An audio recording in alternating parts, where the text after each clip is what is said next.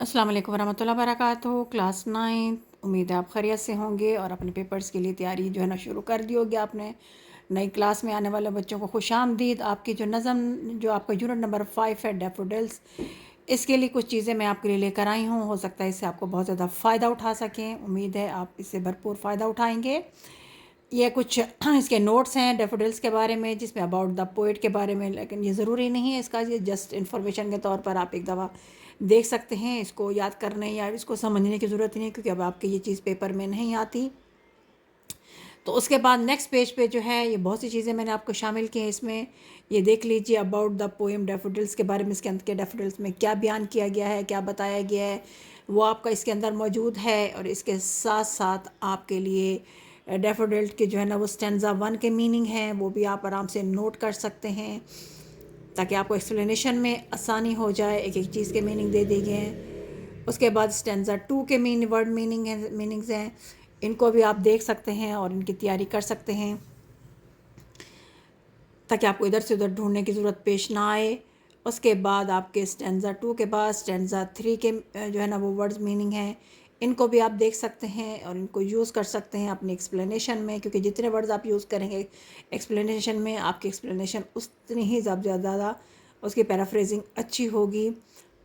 उसके बाद unit stanza 4 के वर्ड्स मीनिंग हैं, इसको भी आप यहाँ से कॉपी कर सकते हैं, अपनी जगह नोट कर सकते हैं, ताकि आपको ये भरपूर फ़ायदा हो जाए। उसके बाद अब इसकी पैराफ्रेजिंग आ जाती है। स्टेंजा 1 की पैराफ्रेजिंग है, आप इसको देख लें। स्टेंजा 2 की पैराफ्रेजिंग है, ये भी आप यहाँ से एक्सप्लेनेशन देख सकते हैं। ज़्यादा करने की ज़रूरत नहीं है, क्योंकि बच्चा टाइम आपके पास नहीं होता, हर चीज़ अनसीन आ रही है।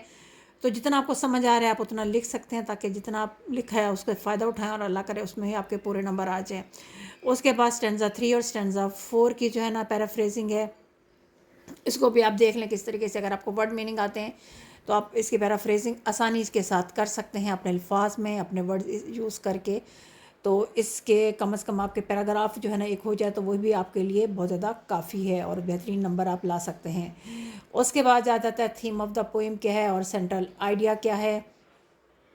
ये भी जो है आप इसमें से डैफोडिल्स में से दे सकते हैं। उसके बाद सेंट्रल आइडिया भी काफ़ी है और इसका थीम जो है ना वो भी इनफ जो है ना आंसर दिया हुआ है, इतना ही आपके लिए काफ़ी है। उसके बाद आपके स्टेंजास में से क्वेश्चन आंसर हैं।